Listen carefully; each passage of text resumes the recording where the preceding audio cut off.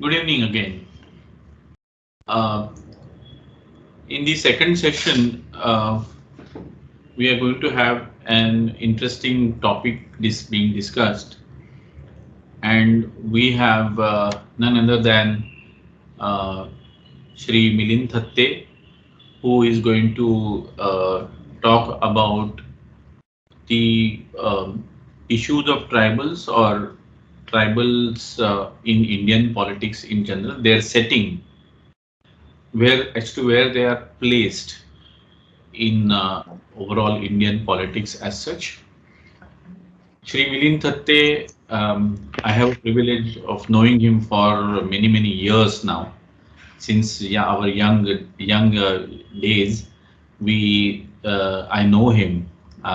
मैंने मैं थोड़ा सा वैसे थोड़ा सा बूढ़ा ही हो गया हूँ, पर मिलिंद तो यंग है, पर हमारी दोस्ती बहुत सालों से है. Milind is a combination of both academician and activist. You generally do not find this kind of a combination.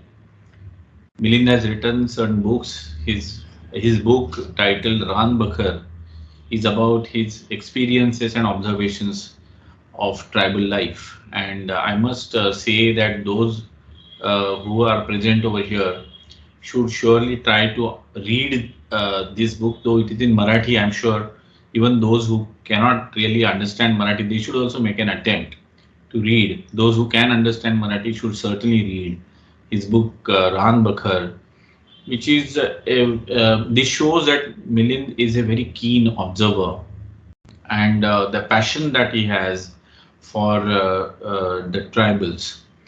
Uh, uh, Mr. Milind Thatte is the, as he has introduced, that he has established the, you can say the organization called Vayam, and this Vayam organization or movement rather has touched the lives of tribals, mainly in the Jawhar Taluka and adjacent talukas in Palghar district in Maharashtra. And Milind focuses more on Pesa and making the tribals aware about their rights under Pesa and related acts. Milind is also a member of a committee at the state level where he is involved in providing guidance or advice to the government as well. So, though Milind has been with us for last 4 days and he's been talking to all of us, it's a great privilege to hear him talk about these topics, and I'm very happy to have him over here. I really welcome you, Milind, and request you to kindly start your session. Thank you. Thank you, Mahesh, for a friendly introduction. And I assure you that we both are young even now, although color of hair has changed. uh, okay, so as Mahesh described just now, I will be speaking about tribal position in our political system in general, and I will also share how democracy can be made to work in tribal villages. While my previous speaker, Smita ji, highlighted the threat, or the biggest threat to democracy, I would be speaking on the possibilities of people like us making democracy work. So these are a few things I want to share with all of you. If you see that the union government as well as the state government, they have certain mechanisms and institutions in place for ensuring tribal interests and securing tribal development share. So there is one tribal sub-plan in the central government, which is now after merger of plan and non-plan funds. Now this is called special tribal component, but this certainly has a huge budget. Of course, there are tribal representatives elected from constituencies that are reserved for scheduled tribes. There are 47 MPs in the parliament, in the Lok Sabha, and in Maharashtra state legislature, we have 25 tribal MLAs. At both levels, we have tribal departments, and there is also a tribal research and training institute in every state. Now, if you see this special tribal component or tribal subplan, it has quite a good budget, about 52,000 crores or something around that. It changes each year, but it is in proportion of the tribal population, and that much of share is ensured for tribals from the union budget as well as from state budgets. But what is the condition? How does this operate? In 2017, the Public Accounts Committee of Lok Sabha, which is invariably led by opposition members, which was led by Mallikarjun Kharge at that time, it pointed out certain problems.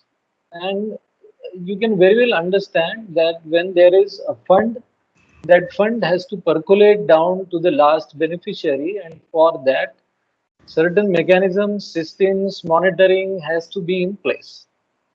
It is surprising to note that till 2018, the monitoring of tribal subplan was not in the hands of tribal ministry, but in the hands of planning commission.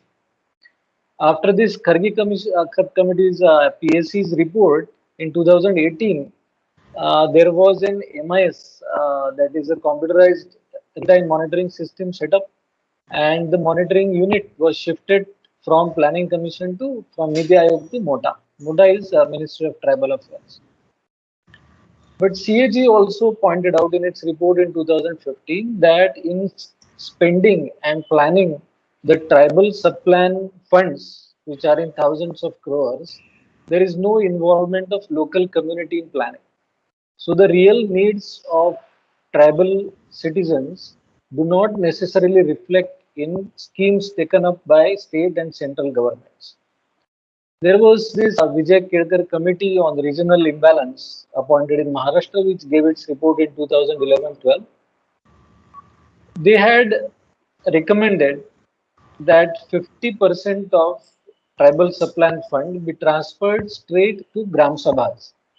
Now, I have spoken yesterday about PESA Act and the Gram Sabha at habitation level, which is at the smallest village level, where people can directly take part in deliberations, decision making, planning, execution, everything.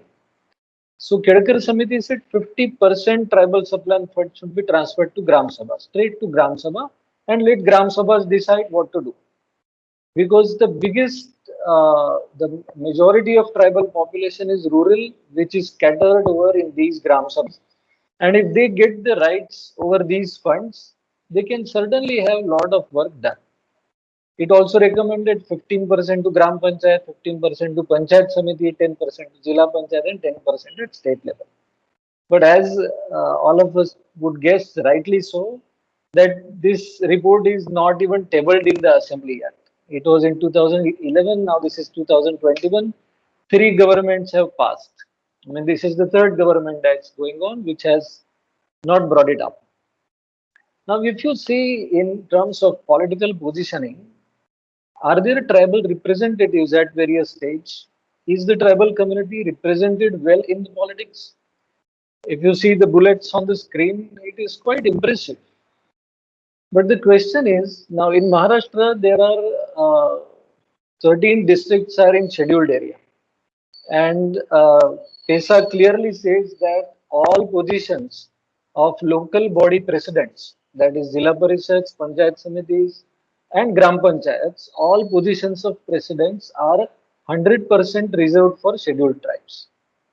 Which means in Maharashtra, 13 Zilla Parishad presidents, 59 Taluka Panchayat presidents are tribal representatives. After having all these people in power, why doesn't it work? Why doesn't the fund reach the last beneficiary? Because the problem is, as I mentioned yesterday, anybody who is wielding power is certainly not willing to give up power. That's something quite normal.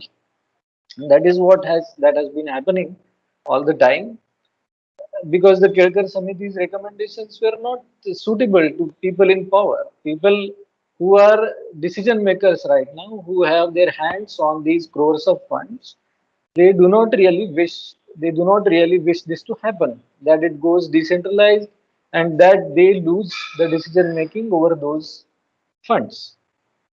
So then the bigger question is this, that then where is the one who shall benefit?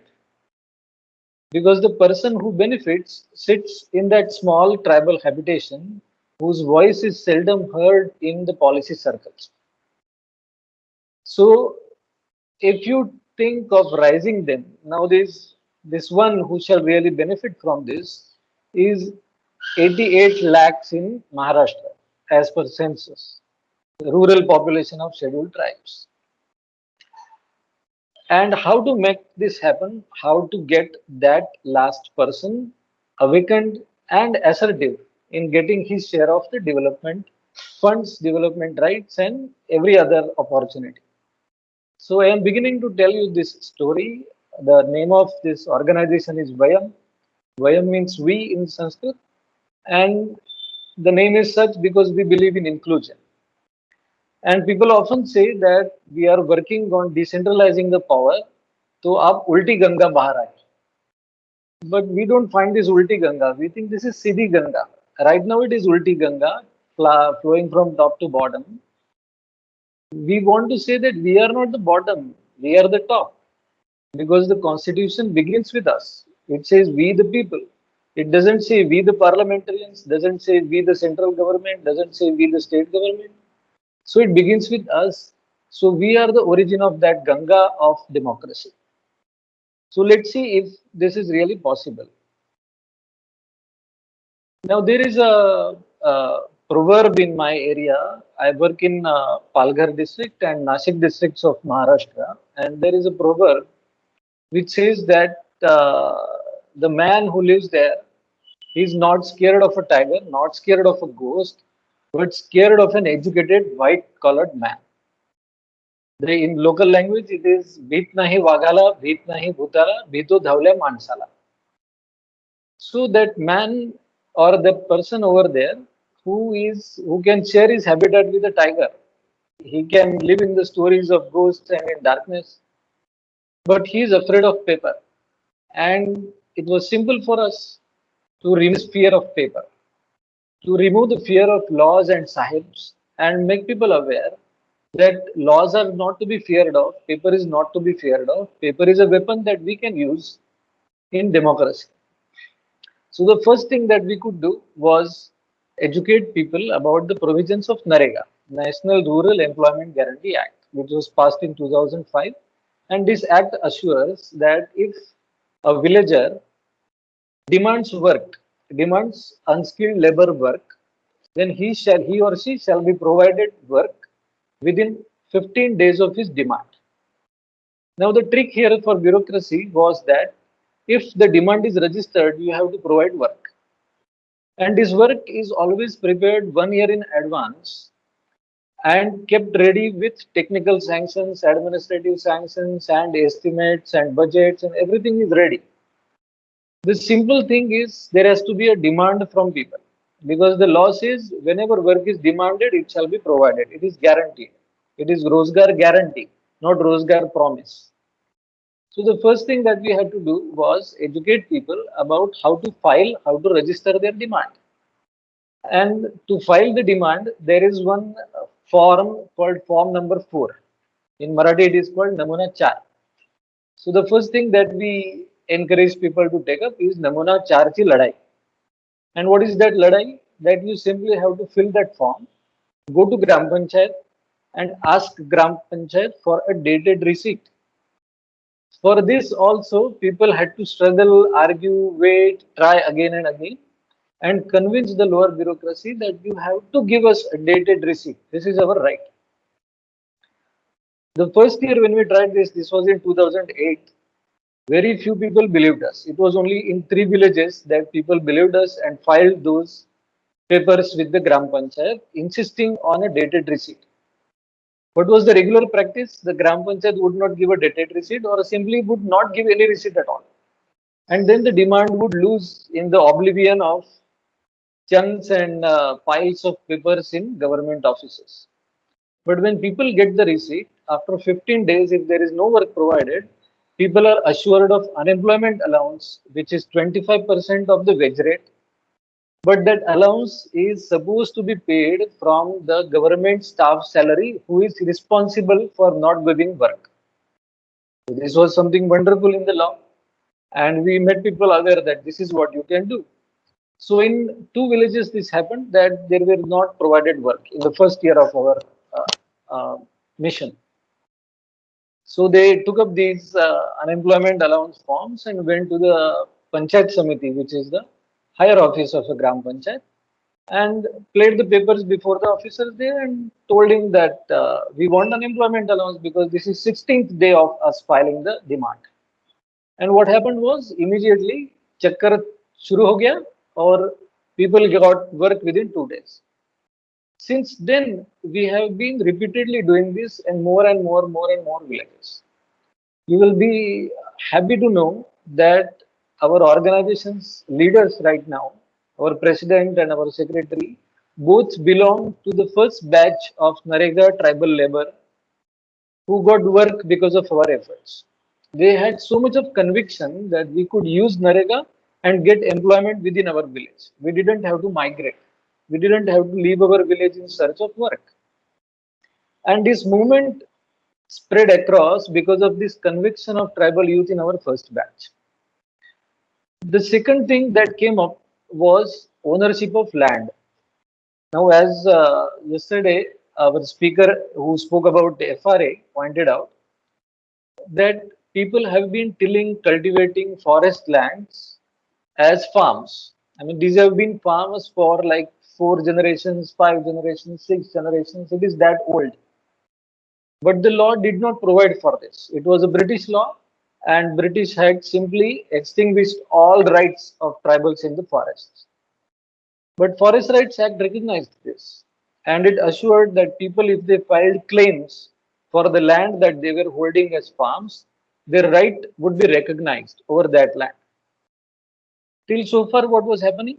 That the land that people were tilling for their own subsistence, it was not even for market. They grew rice, they grew ragi or nagli, and then some other millets, tur and urad on these lands. These were not very fertile lands, but this is all they had for subsistence. And Parliament recognized that this is their right. Now, if this is your right, you must be able to file a claim. And Forest Department registered this with all their force, playing all tricks to stop losing their land, what they thought it was their land.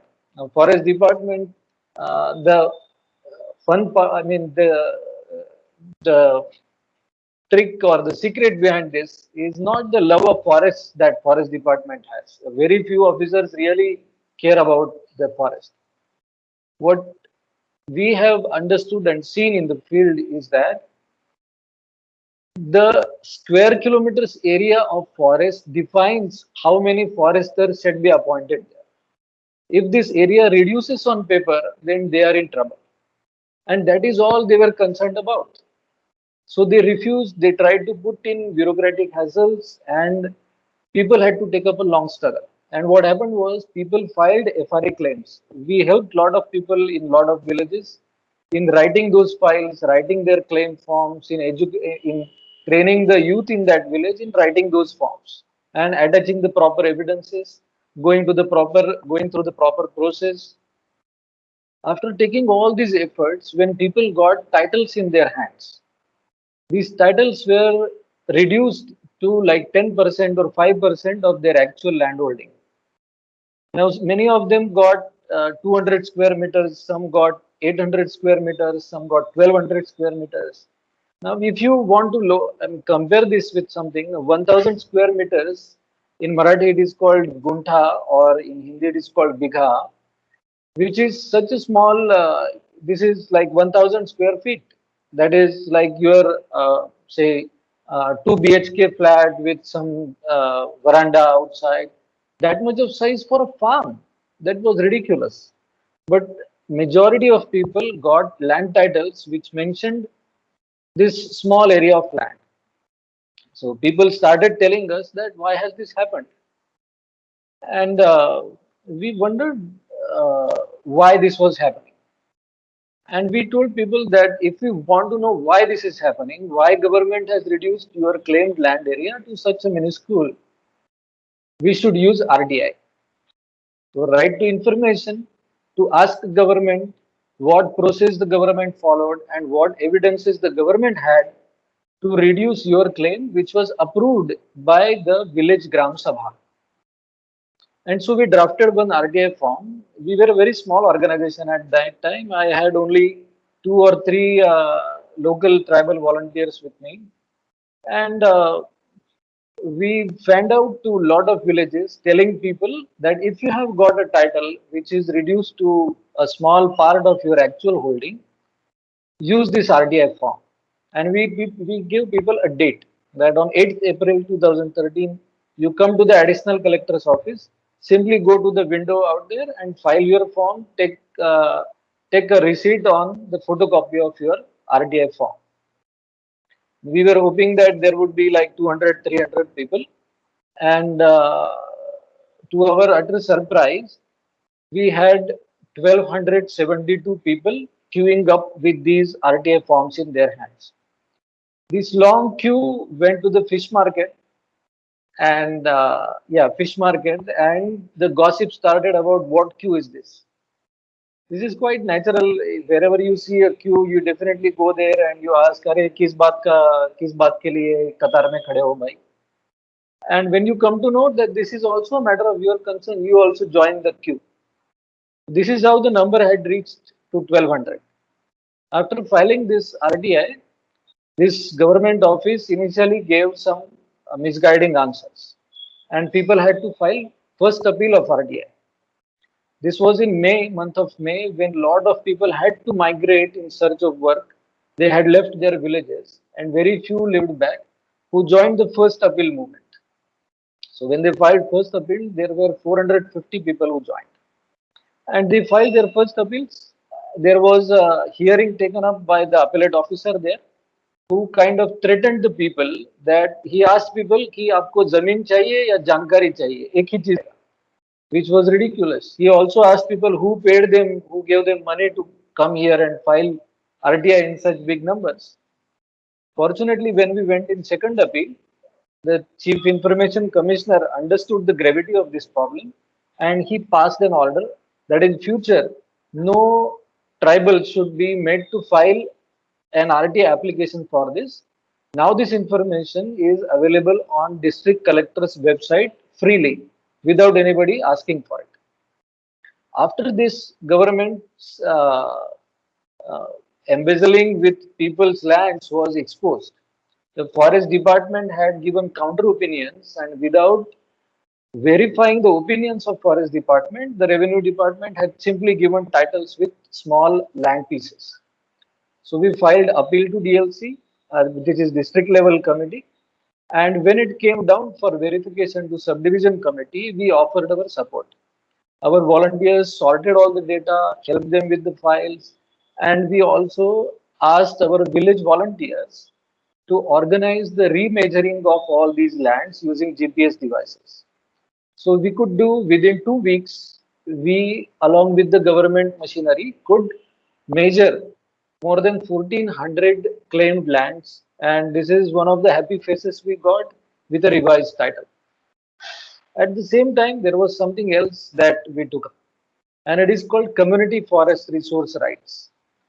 What is community forest resource is a tribal typically does not depend entirely on his farm for his livelihood or his survival. He gets lot of food, fodder, uh, fuel, timber for building his own house, and also lot of medicines from the forest. So his life, living, his beliefs, everything is tied so closely to the forest that this act, this law provides for community forest rights over forest resources that the people have traditionally used and guarded. Now, the picture you are seeing here is people planting new trees in a community forest rights area where they got new rights because of this act. We had 4 villages which believed in us of having these rights. And this is Doyapada village where people got community forest rights over 150 hectares of forest land. And this is what they did with it. I guess some of you can, most of you can read Marathi. Now this is a poster, a banner by Community Forest Rights Management Committee and Gram Sabha of that small village. It's a small village. It has 56 households, about 480 population. But this village has an access to 150 hectares of forest because of this. And these are the measures of protecting this forest. There was a challenge that they went through. The neighboring villages were not happy with this. They followed unrestricted grazing when these people gradually convinced their neighbors that for everybody's benefit, we are protecting this forest. You can cut grass and take it for your animals, but don't let the animals enter only the zones that we have marked for Charai Bandi, or they had prohibited free grazing. Now, this is people protecting the forest.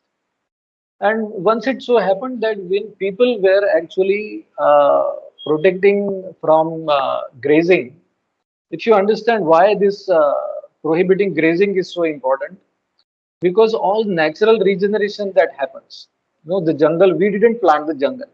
Jungle has its own cycle. There will be fruits on the trees, the seeds will fall. In next season, the seeds will sprout onto new trees. But all these new saplings would be eaten up by goats and at times by cows and bullocks. So people decided for 3 years we will close some areas of for forest. If you see the poster below the Charai Bandi Kshetra, there are some areas written which were marked by people for Charai Bandi.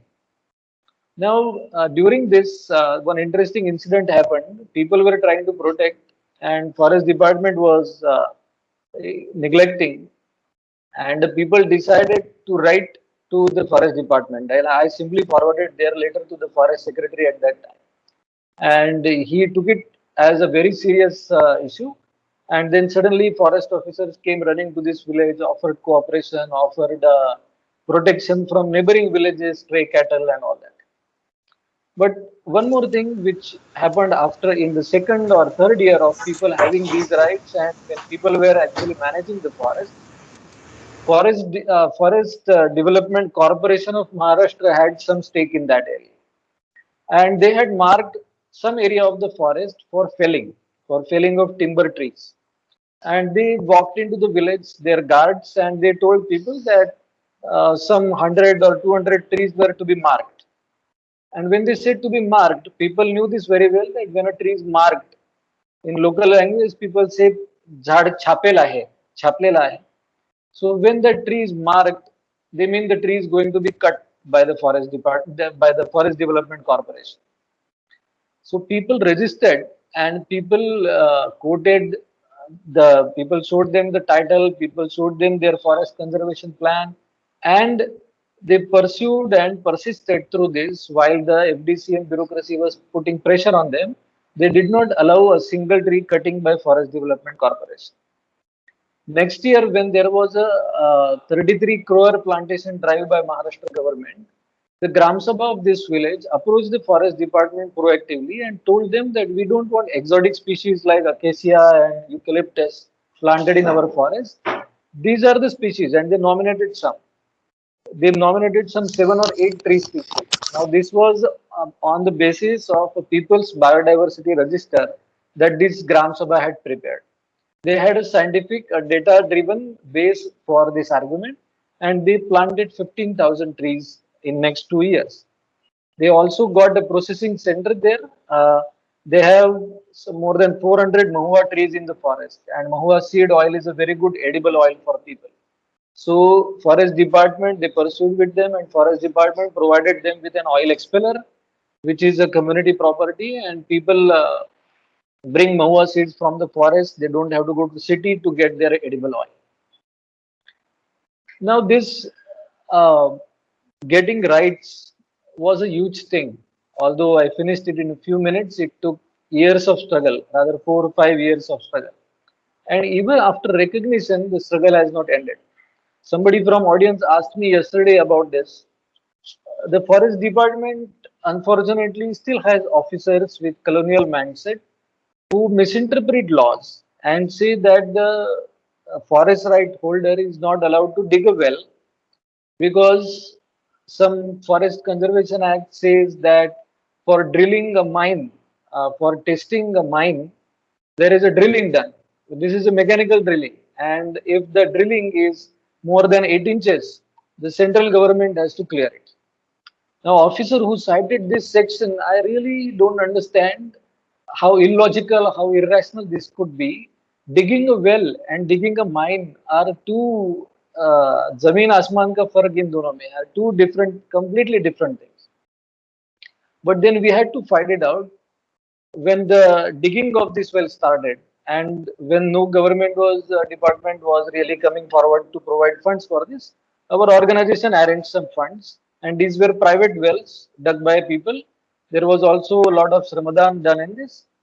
But when this digging started, Forest Department, Forest Development Corporation guards came here, threatened people with criminal cases, asked the excavator fellow to walk out, take his machine away, otherwise it would be confiscated, and all that happened. After that, we took this case to the district level committee of FRA and to the SDM of WADA, and the SDM at the time intervened in this, understanding the law, quoting the sections, because this village, this land has rights over this land. Forest Rights Act Rule 16 categorically says that they can have basic amenities, improving their farms. And fortunately, Revenue Department and the district level committee of FRA upheld what people said, and such 6 wells could be built. But there are still 200 more cases of forest right holders building huts on their farmlands. These were makeshift huts, temporary huts, to guard the trees that they had planted. And Forest Department filed criminal offenses on these 200 tribal families for encroachment on forest land, whether actually they already have the forest rights titles.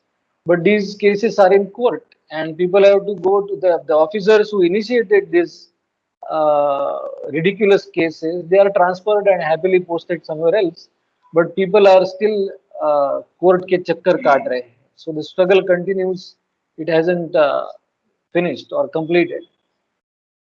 Now, I spoke about PESA yesterday, and some of you might have wondered if that can really happen.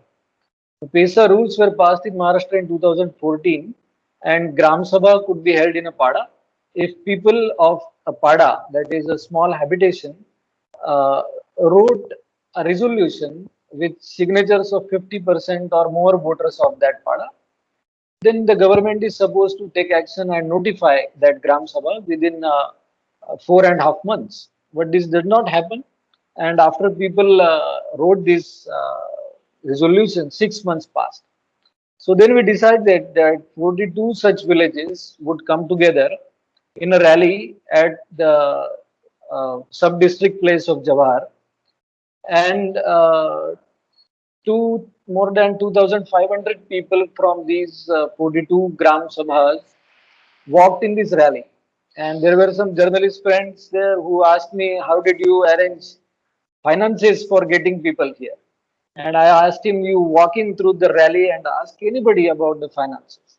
And people told him that they took out contributions and brought trucks and jeeps to this rally place. And they had also brought their roti for afternoon. There was nothing offered from us. There's no individual benefit assured. There was no individual scheme or increase in salary or wages or something like that. People came together, walked in simply to get power to their Gram Sabhas, because they believed in this democratic institution of Gram Sabha, which can plan their development, which can control development functions by other agencies, which can control their natural resources of Jal, Jangal, Jameen. And you see the results after because that rally had the tribal minister on the stage, and we also had assistant collector on the stage. And within next 3 months, we actually got all these villages notified as Gram Sabhas. Now you see on the screen, there is a letterhead of a Gram Sabha like this. In the second line, there is a name of Gram Panchayat, which is different. As I explained yesterday, there is one Gram Panchayat which has multiple Gram Sabhas. And this Gram Sabha on its letterhead has written what they have done with the funds that they got from TSP. As in my earlier slide, I had said that the Kedkar Samiti recommended that 50% of tribal subland be transferred to Pesa Gram Sabhas. Fortunately, the erstwhile governor of Maharashtra, Vidyasagar Rao, issued an order transferring 5% of TSP funds. But even with that small fund, what people could do is this. They had these many expenses. They have written it on a piece of paper, making their expenses public. Now, this is a pride of Vaya movement that people inculcate transparency as in habit. And once they have transparency in their own transactions, they obviously demand that from Gram Panchayat as well as from government. And there was also a long struggle by these Gram Sabhas asking for information from the Gram Panchayats. Now, Gram Panchayat has a far bigger fund than this one, which is decentralized to Gram Sabha. And Gram Panchayats control about 5 times bigger fund than this fund, a 5 or sometimes 10 times bigger fund. So people asked the Gram Panchayat to present their expenses just as we are presenting our expenses before Gram Sabha. Maharashtra Gram Panchayat Act as well as PESA rules both say that Gram Panchayat has to present its income and expenses sheet for Gram Sabha. Unfortunately, that has and had never happened till so far. And so people came together, they also used RTI for this. From 14 Gram Panchayats, about 350 people filed RTI applications asking Gram Panchayat to disclose its income expenses. Even after that, after first appeal, out of 14, only one Gram Panchayat gave information. Then we had to go to second appeal, and second appeal was a disaster because there was a adamant bureaucrat, retired bureaucrat sitting in the chair of information commissioner protecting the interests of bureaucracy rather than citizens. But people didn't give up on that. Later on, they approached the Zilla Parishad CEO, the Panchayat Samiti BDO, and cited the laws and said that these laws require that this information be given proactively. Why do we have to file RTI? And after 3 years of struggle for this, I am happy to share that now they are putting up wall paintings of all expenses incurred by a Gram Panchayat in these 32 villages belonging to 14 Gram Panchayats. Apart from this, what Gram Sabha achieved was study of forest resources, documenting the biodiversity around them, passing resolutions regulating the use of some rare species. People are very intelligent in this and they formulated very small and easy rules to follow. I will give one small example and move to the next topic. There is one tree called mokha in local language, and people use its tender leaves to make vegetable. And so there is no regeneration happening of this mokha. When we went to when this forest study, participatory study of forest was conducted by some Gram Sabhas, we were there as facilitators, and we asked people, why is mokha not having more trees? Why is there no natural regeneration of mokha? And then people said, oh, we eat up the tender leaves, we eat up before it flowers, we take away everything. So there are villages which passed a very simple resolution. They protected one mokha tree. What is protecting? There is no fencing. It is social fencing. People convinced each other that for 3 years, none of us will eat mokha sabji in our diet. And that is going to ensure that their mokha regenerates, that the next generation has more mokha to eat. So people pass such simple and easy regulations to regenerate their forests. Now, this is what the theoretical basis of all this is. So we always believe that you cannot start from abhav, something that doesn't exist. When I often see that there are philanthropic people, charitable organizations, and even government officers who think of charity towards tribes. And what do they think and what do they count? They count what the tribes don't have, what are they lacking, and they try to build development on things that are lacked. We think otherwise. We think that we should build on what exists. There are things that the forest had taught the people, that the forest has inculcated in people, the culture, the lifestyle has got in them. They have a lot of courage, they have humility, they're ready to face uncertainties. There is no insecurity that I have always seen in my urban friends. There is a lot of insecurity that they face.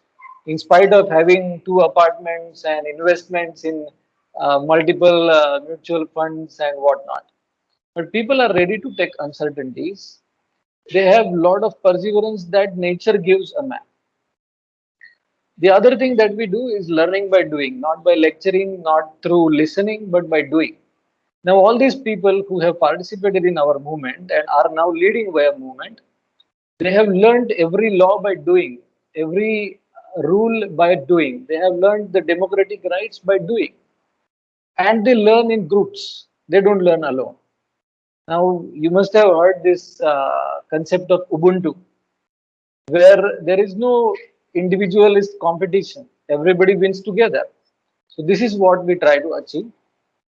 This is my last slide. And with a firm belief that people win, they have won, and they shall continue winning. Thank you everyone for patiently listening to me for one more day.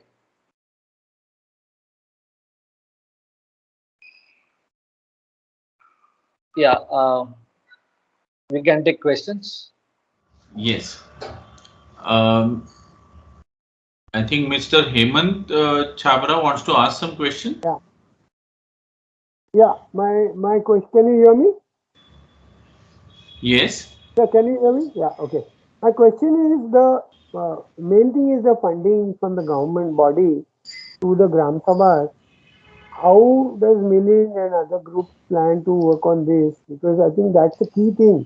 That's where the money is not reaching the last man, and that's where the money is. So I think once the money reaches them, things will really fall in place. So how, what is the strategy, or what with their experience, how does he think he's going to crack this? Thank you.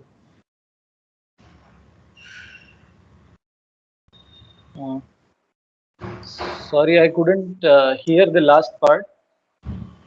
So Milind, I just feel that how will you what is your strategy that money comes to the last man?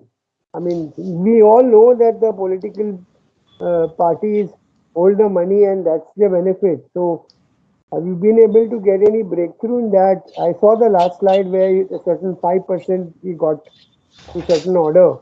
But has there any been, because of that order, you've got the transparency, you think you've got bigger, you can get bigger money from the government, which is supposed to be for the last man? Okay, yeah.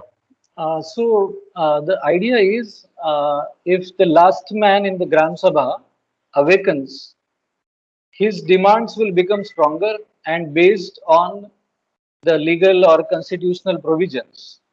And once he knows that the Gram Sabha has certain powers on certain resources, even without extra funds, the control over natural resources are going to give the Gram Sabhas a bargaining power in case of this development bulldozer walking in. If the government is taking land for certain purposes, the Gram Sabha has rights to protect people's interests and get development shares. Another thing I think is right now, uh, as the Kelkar Samiti's recommendation was that 50% funds be transferred to Gram Sabha. Uh, Nobody is pushing it right now. Nobody is saying that why 5%, why not 10%. In the tribes advisory council meeting with the last chief minister, we had demanded. I mean, myself and a few other members, we had asked for this, that this 5% should be at least made 10%, and we were promised that it will be done in stages considering the finance department. But I haven't seen a change happening. Of course, the government changed, and the current government hasn't convened a meeting yet. But I also see that on a broader scale, there is nobody asking for more funds to Gram Sabha, because the Gram Sabhas will have to ask it. And for Gram Sabhas to grow in their power, it has to be gradually built through educating, empowering people with the legal rights that they already have through Forest Rights Act, through PESA, through RTI, through NAREGA. So that's our logic. I know it's a slow process, and considering the national landscape, we are a very small organization. But still, we have a belief that this will succeed after a while. Okay, Mr. Samir Jogrekar wants to ask a question. Namaskar, Milinji. Really great work. Namaskar. Great work from you, and kudos to you and your team. I have the following question. You have done the work right from scratch. You started and you struggled, and you have reached a certain stage now. This is a grand achievement. But uh, everywhere, if we have to repeat this experiment, it will take hundreds of years, and the insensitive bureaucracy will make sure that it will not succeed. Or so what is the plan, or what can we do to ensure that the same experiment gets repeated at multiple places, and people do at other places don't have to reinvent the cycle that you had to go through. Thanks. I hope it doesn't take hundreds of years. And fortunately, there are a lot of other organizations who are thinking like us. Some are bigger than us, fortunately bigger than us, because they can take it to a bigger scale. And there are also small voluntary groups of youth who come in contact with us. There are groups, even non-tribal groups. We have in touch groups from Jalgaon in North Maharashtra, from Chiplun in Konkan, and they all understand that for citizens to assert, we have to use the laws. So we are having a ripple effect. How this will go to a large scale, I don't know, and this cannot be centralized because we are speaking of decentralization. So we believe that a lot of local organizations, small groups of youth who believe in democracy should take up this approach, learn it, and of course mold it as per their requirements. So I see that as happening, and I don't know about 100 years, but there will be some difference in at least 20 years. Till all mine and your hair grow completely gray. Okay, great. There is one question by Pramila. Mahesh ji, can I take this? Yes, please. Yeah, so Pramila has asked, how will the proposed amendments to the Forest Rights Act affect these communities? Understanding that you have depended on the law heavily till now. Pramila ji, I think you are referring to amendments that were proposed to Indian Forest Act of 1927. This amendment was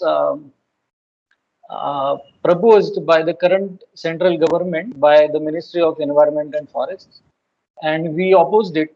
I mean, we also took out a public rally of some 5,000 people opposing the amendments to Indian Forest Acts, which were trying to gulp all the rights recognition that has happened because of FRA. But there was no amendment proposed to FRA, or Forest Rights Act. So thankfully so. And a lot of organizations nationwide opposed this amendment to Indian Forest Act. And I think on last 1st of November, which is when the Union Minister of Forests declared that they were withdrawing the amendment. So the government withdrew that amendment. That doesn't mean they wouldn't bring it back, but at least for the time being, we have saved our people. It is Chetan Verma. Can you enlighten us? How can block level planning be implemented in the tribal area and make planning more people centric? Well, actually, Finance Commission from the central government gives some funds to local governments every year. That Finance Commission funds are supposed to be spent after participatory planning at Gram Sabha level. And we had intervened in that. We had tried to make it effective. That is one solution where this can happen. But block level planning, it happens even now, but the ITDP or Integrated Tribal Development Project, or in some states it is called the Tribal Development Agency, these offices are still centralized. They don't have a mechanism to take in Gram Sabha plans. So TSP funds, tribal or what is now called special tribal component funds, these are still out of reach of common people or Gram Sabhas. Uh,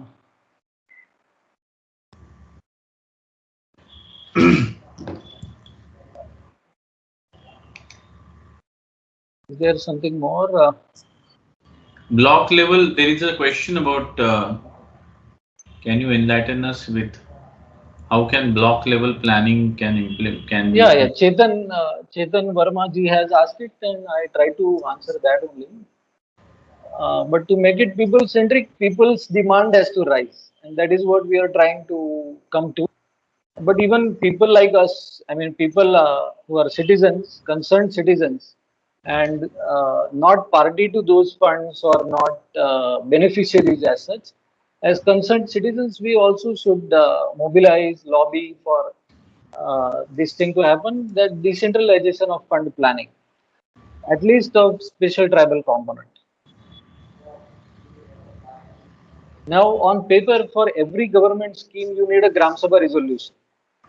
But that Gram Sabha resolution can be brought on paper by lower bureaucracy if the Gram Sabha is not aware of that. So, if Gram Sabhas become aware, they put a firm hand on it. Even that can help them get their share of funds and plans. It's going to be a long process.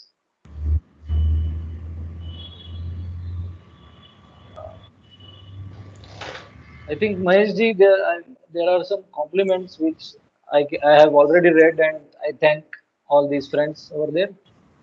And we can move over to, because we have very little time left.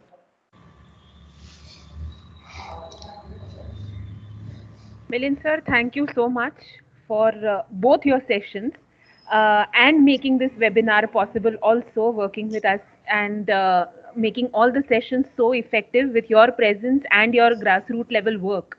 So we genuinely take this opportunity to not only say a big thank you, but also making our students aware about the kind of work that goes on in the grassroots. It is an immense opportunity for them as well. It was actually a very good thing to happen that in the last session, we understood how civil society as such and members of the civil society can bring some change, can really positively try to bring some change in the lives of tribals, and not only make them, I mean, not to make them kind of dependent on us, but then, maybe training them, helping them, holding their hand to stand on their feet and, help themselves. That's something very, very important, because otherwise the state has always been interested in keeping people dependent on the state and for votes or otherwise. So this was really a good session to end this webinar with. This webinar has touched upon various issues. It has been a very exhaustive webinar. It has given a 360-degree view, as we say, of the tribal issues, socio-economic and even political issues. So I formally thank all the speakers. We had a very good contribution from them in 8 different sessions. I thank the TEER Foundation led by Milindji, Yogesh. They have really worked hard in bringing the speakers on board, contacting them, getting their schedules, fixing the times and developing the whole schedule for this webinar. So many thanks to TEER Foundation, and I really look forward to further collaboration with TEER Foundation in not only holding such programs, but also to maybe hold a course in tribal issues, tribal rights. We look forward to organizing such course, and I assure the participants that we will surely inform them whenever we design a course and launch it. So thank you very much, and look forward to such association with the participants and TEER Foundation in future. Thank you.